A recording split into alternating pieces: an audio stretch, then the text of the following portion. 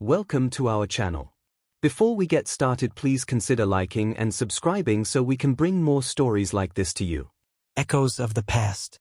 The acrid tang of engine solvent permeated Jason's garage. A familiar aroma he found strangely grounding, bathed in the stark light of a single fluorescent bulb. The skeletal remains of his vintage Triumph Bonneville sprawled across a workbench. Each component meticulously cleaned and scrutinized Jason. His dark hair restrained by a grease-stained band, moved with practiced grace, the crisp chime of metal on metal a delicate melody against the somber backdrop of London's rain that he gravitated.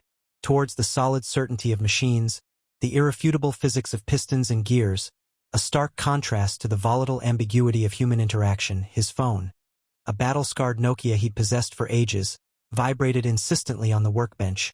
Disrupting his laser-focused, an unknown number flashed on the screen. Piquing a curiosity he rarely entertained, he wiped his hands on a shop rag and answered. Statham. A voice, thin with terror and heavily distorted, filtered through the speaker. Jason. It was deliberate, your father. They were aware. Jason's fist clenched around the phone. The air in the garage seemed to stagnate. Who is this? What are you implying? The voice, now barely audible, fought against the interference.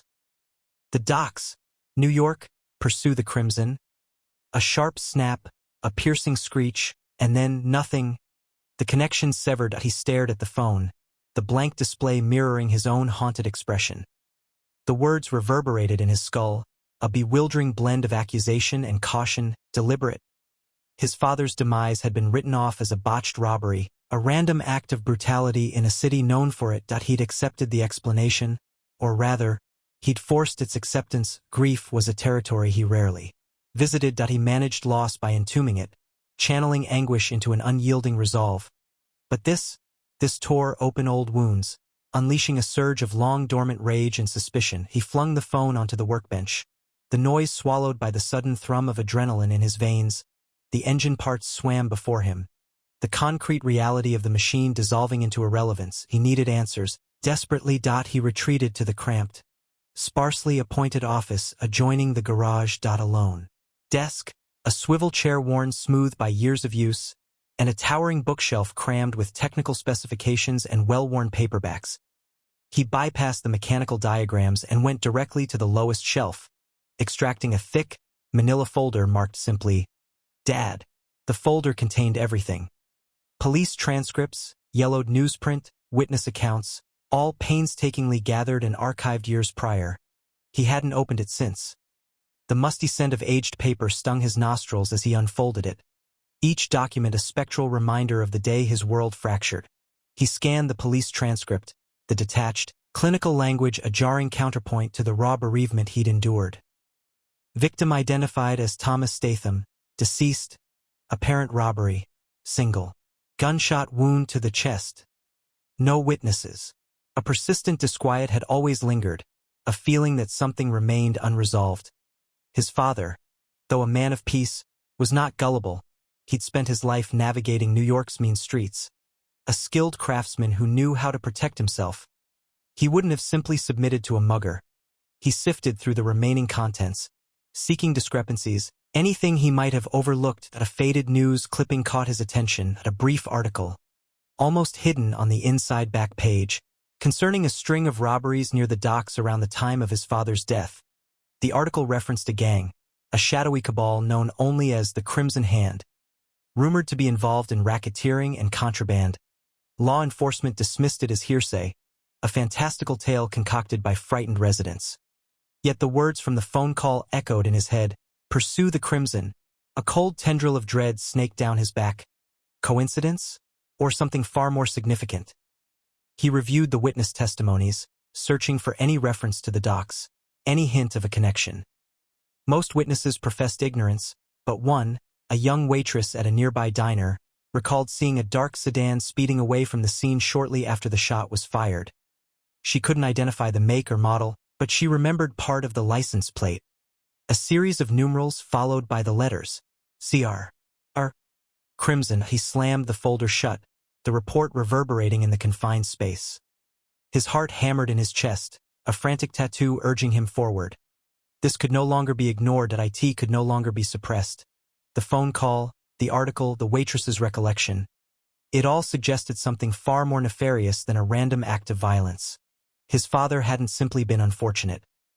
He'd been a target, that a chilling certainty enveloped him, but he knew his course. He had to travel to New York. He had to unearth the truth, regardless of the personal consequences. And if, as he now suspected, his father's demise was an intentional act, those responsible would face retribution. He would guarantee it. He rose, the aged chair groaning under his shift in weight.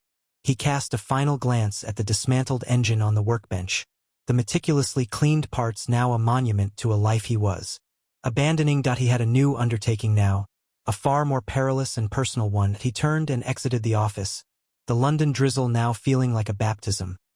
The ghosts of the past had roused a slumbering beast, and the hunt had begun. Ghosts of Brooklyn. The city assaulted his senses with a symphony of noise and sweltering air. Stepping from JFK, Jason felt the cloying humidity, laced with exhaust fumes and a faint, synthetic floral scent, instantly adhere to his skin. High in the distance, Manhattan's skyline presented a glittering, serrated promise of success and ambition. But the island wasn't his destination. Brooklyn beckoned. A borough haunted by memories, a yellow cab materialized. Its driver a whirlwind of rapid-fire Spanish punctuated by the acrid reek of discount cologne. Jason watched the scenery morph, manicured lawns giving way to brick canvases marred by graffiti. Brooklyn possessed an aura of antiquity, a weightiness, a rawness absent across the river. He sought out a pier in Red Hook. The atmosphere was thick with the tang of salt and the stench of diesel fuel. Near a pyramid of stacked containers, he spotted his quarry, a weathered dockworker named Sal. Hunched over a cigarette, Sal's face was a cartography of wrinkles, each line etched by sun and suffering. Sal? Jason's tone was hushed. The man peered up, suspicion clouding his gaze. Who wants to know? My name is Jason Statham. My father was Thomas Statham. Sal's expression hardened. He drew deeply on his cigarette, its tip flaring a vibrant ember amidst the shadows cast by the cranes. Tommy. A name I haven't heard whispered in decades. What's your business? I'm seeking answers about his fate. Sal tossed the cigarette stub into the slick water. A cold case, kid. The cops gave it up long ago. I haven't relinquished hope. Jason advanced, his silhouette eclipsing Sal. I understand he worked with you on this pier. That he was entangled in activities, clandestine activities he kept hidden. A flicker of apprehension crossed Sal's features. Tommy was a decent man. Complex, though. Complex how? He was murdered. Sal got a bullet in an alley. What illicit dealings was he involved in? Sal shook his head, his lips compressing into a rigid line. I know nothing. Let it lie, kid. Some secrets are best left undisturbed. Jason's patience frayed. He was my father. The words were measured, but his eyes held an undeniable resolve. Relay what you know, or I'll unearth someone who will. Sal studied Jason, truly seeing the fierce determination etched into his features. He sighed, the sound like a slow leak from a punctured tire. All right, let's relocate. Too many eavesdroppers around here. They ambled a few blocks to a dingy dive called The Anchor. Inside, the air was saturated with the mingled sense of stale beer and fading dreams. Sal requested 2 whiskeys, downed one with a grimace, and finally began to unfold the past. Tommy. He wasn't just moving legal goods. Kid. He was trafficking in contraband. Things that operated outside the law. Drugs? Jason inquired. Sal demurred. More than narcotics. Firearms. Intelligence. He worked for various syndicates, but his primary allegiance lay with a man named Marco, the Serpent Bellini. The name sounded unfamiliar. Bellini? And Bellini was a serpent indeed. A venomous character. Tommy started to become agitated. He wanted extraction. He was witness to too much, knew too much. Sal drained his second shot. That's when the situation deteriorated.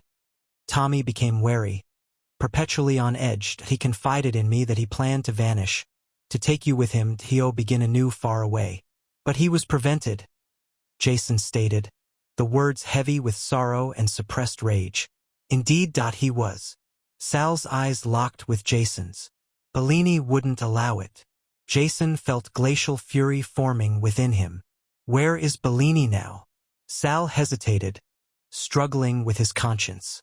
He's cautious, elusive. He commands a network of informants. Then reveal a possible location. Offer me a thread to pull.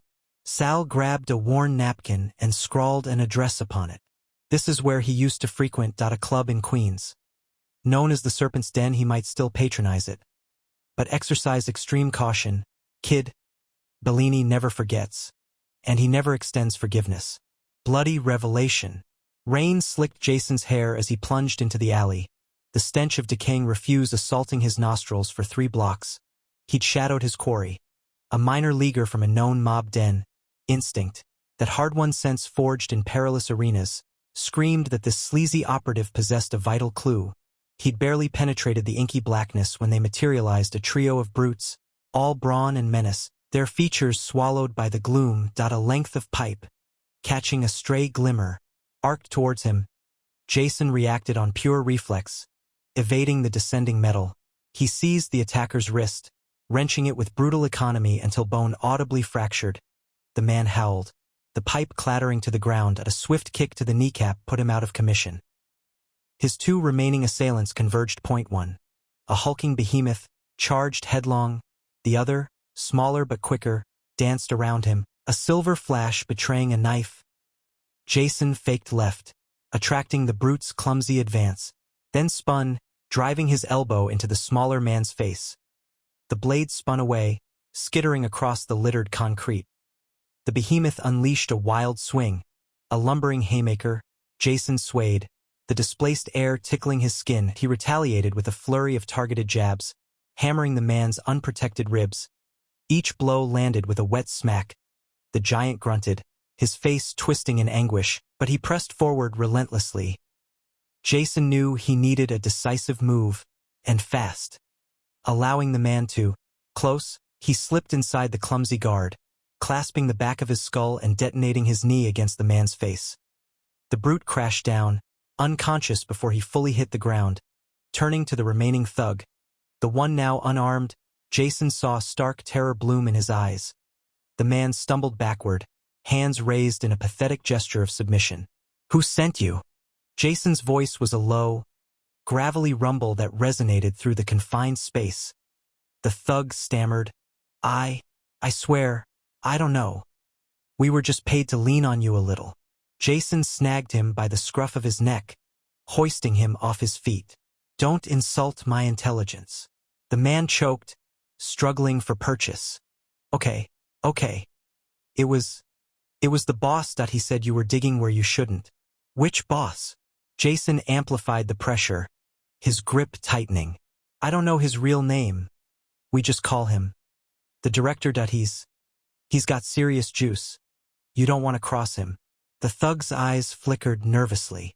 "He knows everything. He's got eyes everywhere." "Digging about what?" The thug hesitated, then spilled the words. "About your old man. He said your father knew too much." The words struck Jason with the force of a physical blow. The director, his father. This wasn't a random shakedown or a street brawl gone sideways. This was orchestrated, premeditated. Someone with far-reaching influence had eliminated his father to silence him. He released the thug, who crumpled onto the soaking asphalt, gulping for air. Jason disregarded him, his mind ablaze. The director, he needed a name, a face, anything to latch onto. He crouched, seizing the thug's hair, forcing eye contact. "Tell me everything you've ever heard about the director." Now, the thug, paralyzed with fear, recited everything he had ever gleaned. A disjointed collection of whispers and conjecture. He possessed no definitive knowledge, only rumors of leverage, of tendrils stretching into the city's upper echelons. That he spoke of lavish sums, of backroom agreements, of individuals vanishing without a trace. That it wasn't much, but it sufficed. That it cemented his darkest suspicions. This wasn't merely about vengeance for his father. It was about exposing a web of depravity that ran far deeper than he had imagined. Jason abandoned the thug quivering in the alley. The downpour cleansing the blood and grime, he emerged onto the neon-drenched street, the city's luminescence reflecting in his gaze. The chase had commenced, and the prey was far more formidable than initially surmised. But retreat was unthinkable, he couldn't. His father deserved restitution, and he would ensure that the director atoned for his misdeeds, regardless of the ramifications. The crimson staining his knuckles served as a testament, a silent oath carved into the city's underbelly. The Fourth Estate. The air in the hallway hung thick with the scent of stale cooking oil and despair. Jason knocked, the sound swallowed by the building's aged brick. 3 short raps. A pause, then 2 more. As instructed, the peephole darkened, and the door creaked open a crack, revealing a chain and a sliver of wary eye. "Rodriguez?" Jason asked, his voice low. The chain rattled, and the door opened wider, revealing a woman who looked like she'd aged a decade in just a few years. Maria Rodriguez. Bloody revelation. Rain slicked Jason's hair as he plunged into the alley, the stench of decaying refuse assaulting his nostrils for 3 blocks. He'd shadowed his quarry, a minor leaguer from a known mob den. Instinct, that hard-won sense forged in perilous arenas, screamed that this sleazy operative possessed a vital clue. He'd barely penetrated the inky blackness when they materialized, a trio of brutes, all brawn and menace, their features swallowed by the gloom. A length of pipe, catching a stray glimmer, arced towards him. Jason reacted on pure reflex. Evading the descending metal, he seized the attacker's wrist, wrenching it with brutal economy until bone audibly fractured. The man howled, the pipe clattering to the ground. A swift kick to the kneecap put him out of commission. His 2 remaining assailants converged. 1. A hulking behemoth, charged headlong. The other, smaller but quicker, danced around him, a silver flash betraying a knife. Jason faked left, attracting the brute's clumsy advance, then spun, driving his elbow into the smaller man's face.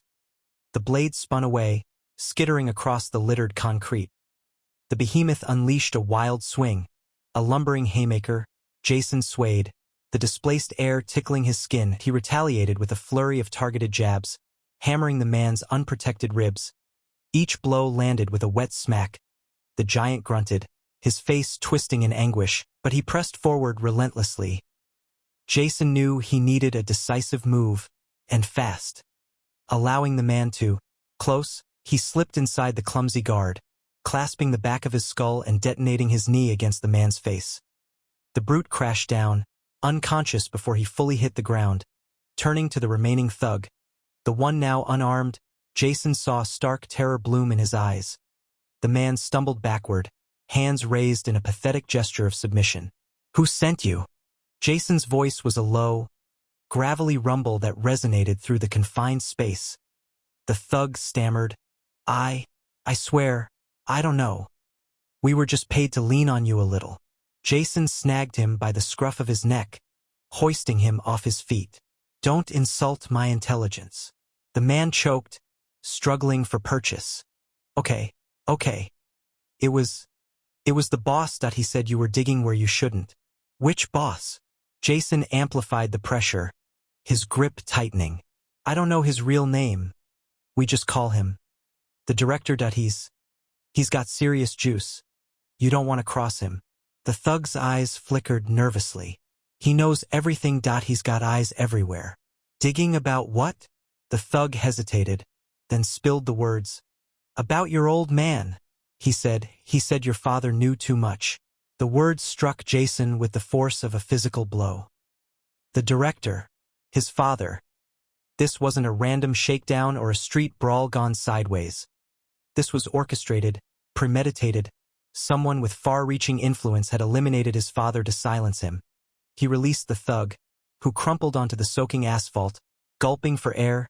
Jason disregarded him, his mind ablaze. The director, he needed a name, a face, anything to latch onto. He crouched, seizing the thug's hair, forcing eye contact. "Tell me everything you've ever heard about the director." Now, the thug, paralyzed with fear, recited everything he had ever gleaned, a disjointed collection of whispers and conjecture. He possessed no definitive knowledge, only rumors of leverage, of tendrils stretching into the city's upper echelons. That he spoke of lavish sums, of backroom agreements, of individuals vanishing without a trace. It wasn't much, but it sufficed. It cemented his darkest suspicions. This wasn't merely about vengeance for his father. It was about exposing a web of depravity that ran far deeper than he had imagined. Jason abandoned the thug quivering in the alley. The downpour cleansing the blood and grime, he emerged onto the neon-drenched street, the city's luminescence reflecting in his gaze. The chase had commenced, and the prey was far more formidable than initially surmised. But retreat was unthinkable. He couldn't. His father deserved restitution, and he would ensure that the director atoned for his misdeeds, regardless of the ramifications. The crimson staining his knuckles served as a testament, a silent oath carved into the city's underbelly. The Fourth Estate. The air in the hallway hung thick with the scent of stale cooking oil and despair. Jason knocked, the sound swallowed by the building's aged brick. 3 short raps. A pause, then 2 more. As instructed, the peephole darkened, and the door creaked open a crack, revealing a chain and a sliver of wary eye. "Rodriguez?" Jason asked, his voice low. The chain rattled, and the door opened wider, revealing a woman who looked like she'd aged a decade in just a few years. Maria Rodriguez. Her once fiery eyes were now clouded with a perpetual weariness, but a flicker of recognition sparked within them. She hadn't been expecting him, but she wasn't surprised either. "Statham?" she stated, the name a dry rasp on her tongue. She stepped back, gesturing him inside. "Close the door. You brought the rain in with you." The apartment was small, a single room cluttered with stacks of newspapers and overflowing ashtrays. The half-eaten sandwich lay forgotten on a small table, mold already claiming its edges. The only splash of color came from a vibrant mural painted on one wall, a chaotic cityscape teeming with life, now faded and peeling. Jason closed the door, the click echoing in the silence. He stood, his large frame dominating the small space, and waited for her to speak. Rhea gestured to a worn armchair. "Sit. You didn't come here for the ambience." She walked to a small, ancient refrigerator and pulled out a bottle of something that looked suspiciously like cough syrup. She poured a shot into a chipped glass and downed it in one gulp. "My father was John Statham." Jason began, cutting to the chase. "He was killed 10 years ago. The official story was a robbery gone wrong. I know it wasn't." Rhea sighed, the sound heavy with resignation. She knew this dance. She'd seen it play out too many times. "And you think I can help you? I know you were investigating a connection between city officials and organized crime around that time. My father was getting close to something that made powerful people nervous." Rhea didn't respond immediately. She walked to the window, peering out at the rain-slicked street below. 10 years ago. They took everything from me at my career, my reputation, almost my life. She turned back, her gaze intense. "They silenced me, Statham. I became a ghost." "What were you investigating?" Jason pressed. She took another sip of her cough syrup. "Corruption. Deep, systemic corruption. Construction contracts, gambling debts, protection rackets. It all led back to a network of politicians, developers, and less savory individuals." She paused, her eyes fixed on Jason. "Your father? He was looking into the same thing, wasn't he?" He was getting too close to the truth about the redevelopment project along the East River. Jason nodded grimly. He'd been tracking suspicious transactions. He said he was about to break the whole thing open. Rhea walked over to a bookshelf crammed with dusty volumes. She reached behind a particularly thick dictionary and pulled out a small, leather-bound ledger. The leather was cracked and worn, the pages yellowed with age. "I managed to salvage this. It's a record of transactions, meetings, and names. Names that powerful people would prefer to keep buried." She held it out to Jason. He took the ledger, its weight surprising. He opened it carefully. The paper brittled beneath his fingers. The entries were meticulous, written in a tight, precise hand. Names he recognized, and many he didn't. Dates, amounts of money, locations. A road map to the city's underbelly. "Why are you giving this to me?" Jason asked, suspicion lacing his voice. Rhea met his gaze, her expression unreadable. "Because the truth deserves to be told, Statham. Even if it costs you everything." She paused, a flicker of something akin to hope in her eyes. And maybe, just maybe, it's time someone finally made them pay. Dismantling the machine. The ledger felt heavy in his hands, the worn leather a tangible weight of injustice. Officer Brady. The first name on the list, and the easiest to find. Jason knew the man's precinct, the coffee shop he frequented. Corruption, according to his father's meticulous notes, started with small compromises. Brady, it seemed, had been compromising for years. The rain hammered against the grimy windows of the coffee shop, mirroring the storm brewing inside Jason. He watched Brady through the glass. The cops. Laughter too loud, too forced. He was sharing a joke with a woman. Her face hidden behind a curtain of dyed blonde hair. Jason pushed open the door, the bell a jarring intrusion. The scent of burnt coffee and stale pastry hung heavy in the air. He walked directly to Brady's table. "Officer Brady, I presume?" His voice was low, devoid of warmth. Brady looked up, his smile faltering. "Who wants to know?" He eyed Jason warily, his hand instinctively moving towards his holster. "Someone interested in your extracurricular activities." Jason dropped a photocopy of a page from the ledger onto the table. That Brady's name, circled in red ink, was clearly visible. The woman gasped, pulling away from Brady, and he grabbed her arm, his grip tight. "Get out of here, Carol!" he snarled, then focused his attention back on Jason. "You got the wrong guy." "Do I?" Jason tilted his head, his gaze unwavering.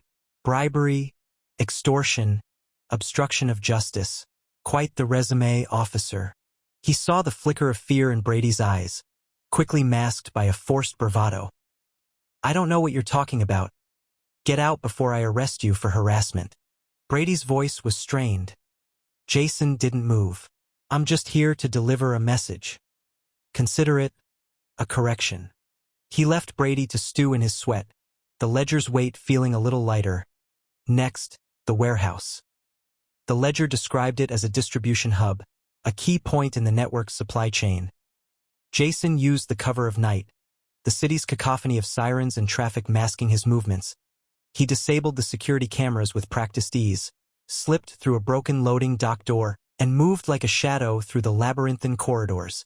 He found what he was looking for, crates filled with narcotics, destined for the streets, a few well-placed incendiary devices, and the warehouse was ablaze, the flames licking at the night sky. The next day, he targeted the bookie operation at a small, unassuming storefront, hidden in plain sight. He didn't want bloodshed, just disruption. He rigged the place with a smoke bomb, timed to go off during peak hours. The ensuing chaos allowed him to disable the phone lines and destroy the computer systems, effectively cutting off their lifeline. The disruptions rippled through the city's underbelly.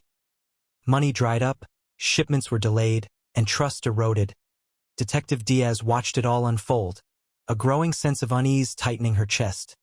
The warehouse fire, the bookie raid, and now reports of a cop being shaken down in a coffee shop. Separate incidents, but something felt connected. She reviewed the security footage from the coffee shop. The man was blurred, his face obscured by the shadows. But something about his posture, the way he moved, it was familiar. She pulled up the file on Jason Statham. The same build, the same determined set to his jaw. Could it be?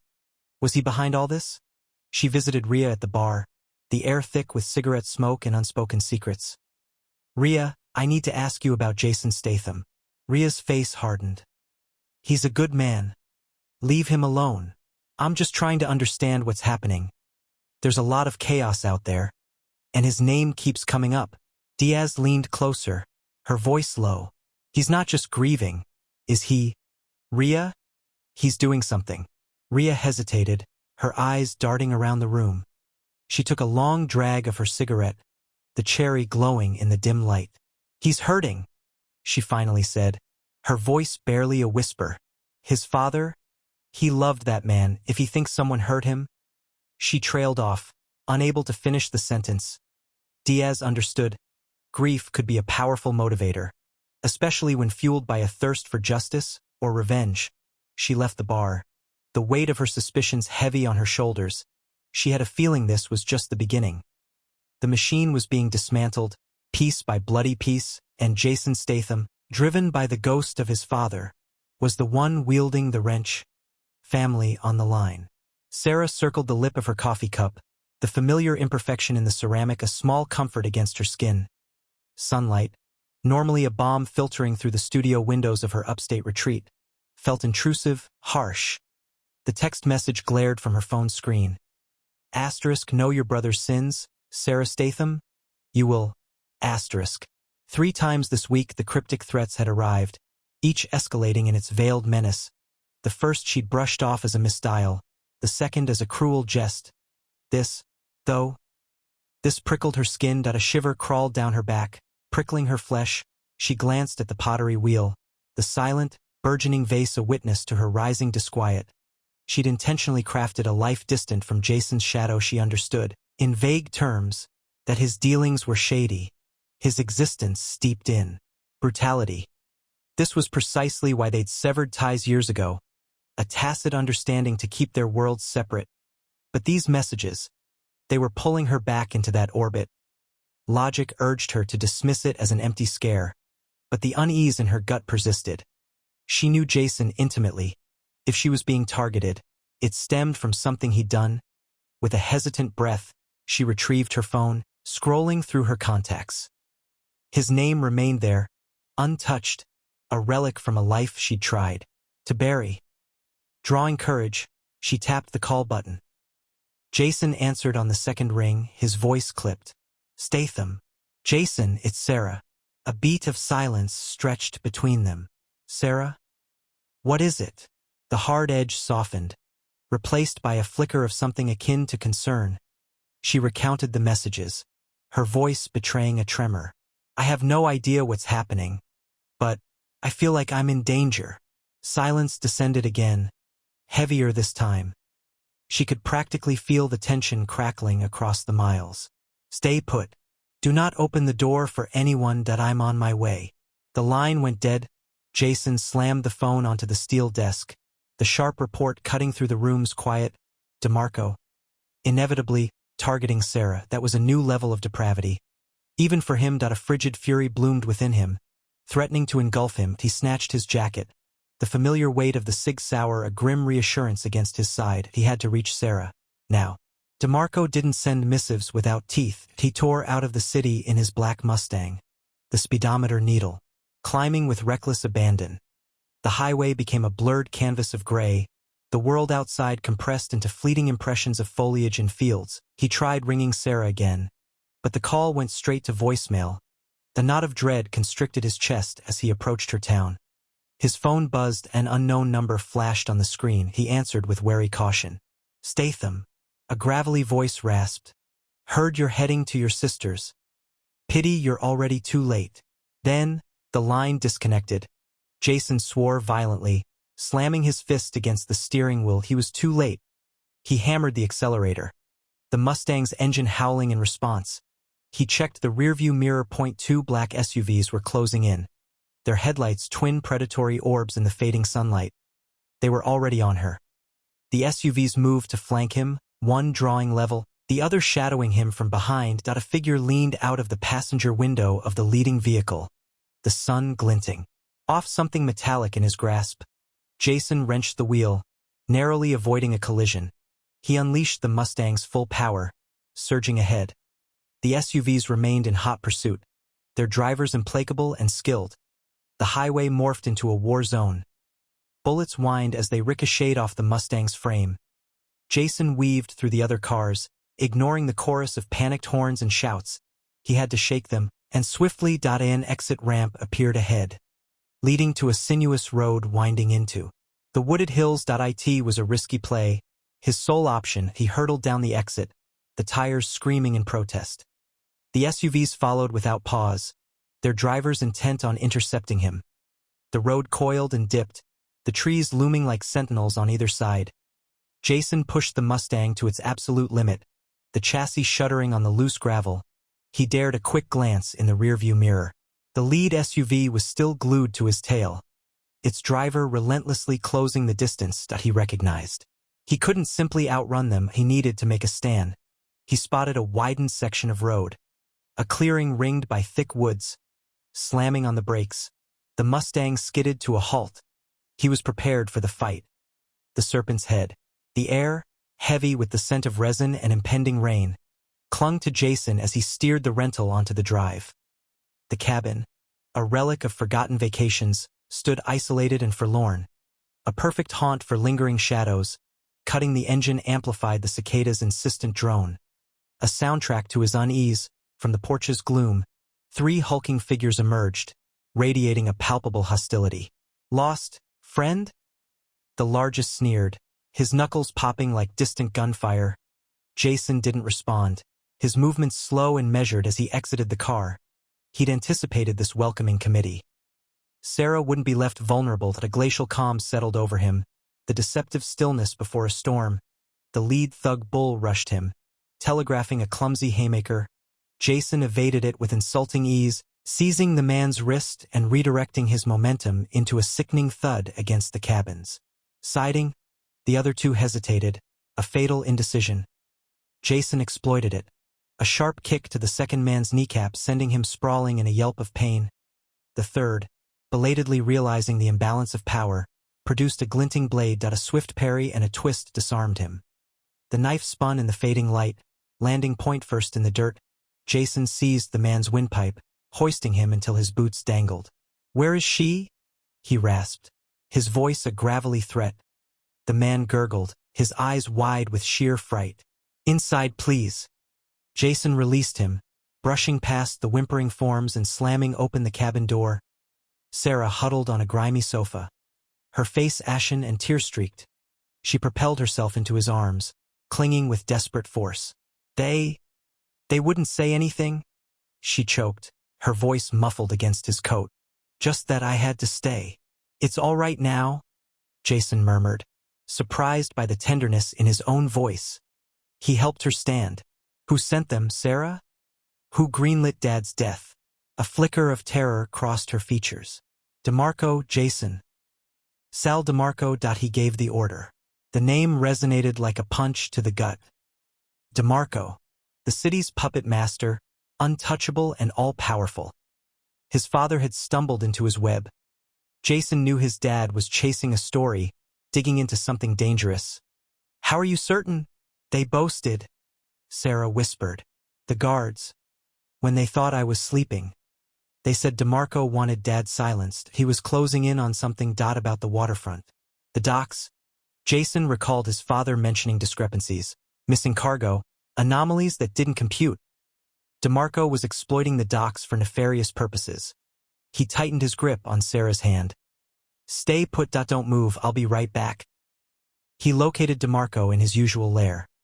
A dimly illuminated VIP room at a pricey Italian eatery, thick with the cloying aroma of expensive cigars and hushed whispers. A pair of sentinels, impeccably tailored and radiating silent menace, guarded the entrance, discarding any pretense of diplomacy. Jason shoved past them, ignoring their aggrieved protests, and stalked towards the table where DeMarco sat before a neglected plate of pasta. DeMarco glanced up, a flicker of veiled surprise crossing his features. "Jason," he purred, his voice honeyed and dangerous. "To what do I owe this intrusion?" "My father," Jason stated, his tone devoid of emotion. "You orchestrated his murder." DeMarco emitted a low chuckle, a sound like stones grinding together. A grave accusation. Jason. One should choose one's words with more discretion. "I'm certain of your involvement," Jason persisted, his gaze unwavering. "Sarah overheard your men. You silenced him because he was about to expose your operation at the docks." DeMarco's expression hardened, the cultivated charm dissolving. "Your father was a man of integrity, Jason. Unfortunately, he was misguided. He interfered where he shouldn't have." "What were you smuggling?" Jason demanded. "Narcotics?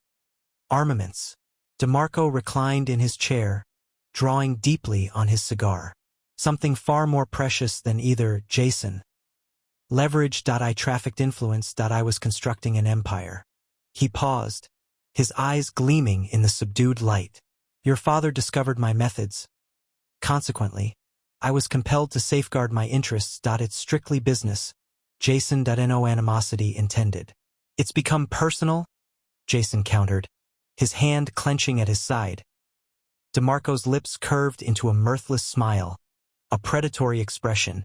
Indeed, you are standing within my domain, encircled by my associates. Are you certain you wish to escalate this, Jason? Or perhaps you'll reconsider and join me, and together we can remodel this city to our liking. Jason regarded him, his face an impenetrable mask. You murdered my father, he repeated, his voice barely audible. There is no negotiation to be had. The atmosphere thickened, charged with suppressed hostility. The bodyguards tensed, poised to strike. DeMarco's smile vanished, replaced by a chilling calculation. Regrettably, then, he murmured, "We have a predicament. Justice in the shadows." The warehouse assaulted the senses. Decaying fish mingled with the bitter tang of fear. Moon slivers sliced through filthy windows, striping the stained concrete where Jason stood. The coppery scent of spilled blood hung heavy, a prelude, not a consequence. Yet, across from him, caught in the stark glare of a lone bulb, Victor Salinger appeared jarringly out of place, the architect of his father's demise. He was draped in a bespoke suit, swirling amber liquor in a crystal tumbler with practiced nonchalance. "You know," Salinger drawled, his tone almost soothing, "your father possessed an inconvenient morality at a touch idealistic, perhaps, ultimately, fatal. Spare me the eulogy?" Jason spat, fists clenching. "Why him?" Salinger sighed, savoring his drink. He unearthed a confluence of interests at a delicate dance between certain officers of the law and individuals of questionable repute. He intended to waltz in and spoil the music. "So you murdered him." "A regrettable necessity," Salinger corrected, eyes like glacial chips. "Think of it as horticultural maintenance. Sometimes, one must excise a flourishing branch to ensure the health of the vine." A red haze threatened to engulf Jason's vision, fueled by memories of his father. A man of integrity, silenced for his principles. "You're a ghoul," Salinger chuckled, a dry, rasping sound. "Ghoul? No, Mr. Statham, that I'm simply efficient, that I recognized an opportunity and capitalized. And now, alas, another excision is required." He placed his glass down with an air of finality. "Deal with him."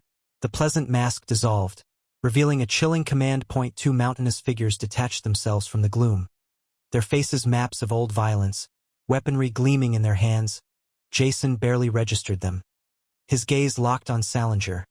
The first brute lumbered forward, a lead pipe arcing through the air. Jason flowed aside, seizing the man's wrist and wrenching until the snap echoed. The thug howled, the pipe clattering on the floor. Jason used his assailant's own momentum to catapult him into his partner. Sending them both tumbling, he moved with the streamlined grace of a predator, honed by years of relentless training. A savage kick to the jaw silenced one. A precise elbow to the larynx robbed the other of breath. They lay groaning. Defeated, Salinger remained composed, his expression unreadable, impressive, regrettably insufficient. A silver pistol materialized in his hand, as if conjured from thin air. Jason reacted instantly, a surge of raw power carrying him across the space. Salinger fired. The bullet whispered past Jason's temple. He gripped Salinger's wrist, the bones protesting under the pressure. A strangled cry escaped Salinger's lips as the gun fell. Jason flung him against a tower of stacked crates, with splintered boxes cascaded, and Salinger crashed to the floor. Scrambling backward, terror twisted Salinger's features. "You can't. I have influence, connections." Jason seized him by the throat, hoisting him until his feet dangled. "Your influence is null, your connections severed." He tightened his grip, watching the light extinguish in Salinger's eyes. But something held him back. That he saw the raw fear, the desperate plea, and understood that Salinger's death was not the key to healing. That it would not resurrect his father, nor mend the years of grief. That it would only transform him into the very thing he despised. He released his hold, letting Salinger collapse in a gasping heap. "The authorities are en route," Jason stated, his voice devoid of emotion. "Confess everything." Turning, He strode out of the warehouse, into the cleansing chill of the night. Izzy stood by her car, her face etched with worry, while Rhea looked on, visibly relieved. "It's finished," he rasped. Izzy gave a slow nod. "We recovered the documentation. Salinger's network is crumbling. All thanks to you, Jason." Rhea approached, her gaze searching. "What happens now?" Jason surveyed the city's glittering sprawl. He envisioned his father, and the countless others scarred by Salinger's depravity. Retreat was impossible. "I'm staying put," he declared. "The defenseless need a champion." A faint smile touched Izzy's lips. "New York could certainly make use of an individual of your caliber." Jason remained uncertain, yet he knew he was tethered to this place. Not yet. There was still reparations to be made. He had discovered a fresh resolve, an urgent motivation to engage. The shadows of New York loomed large, but there he would stand, a nocturnal guardian, delivering justice. No matter how harsh. He glanced at Rhea and Izzy. He knew the road ahead was fraught, but for the first time since his father's death, Jason sensed a spark of hope.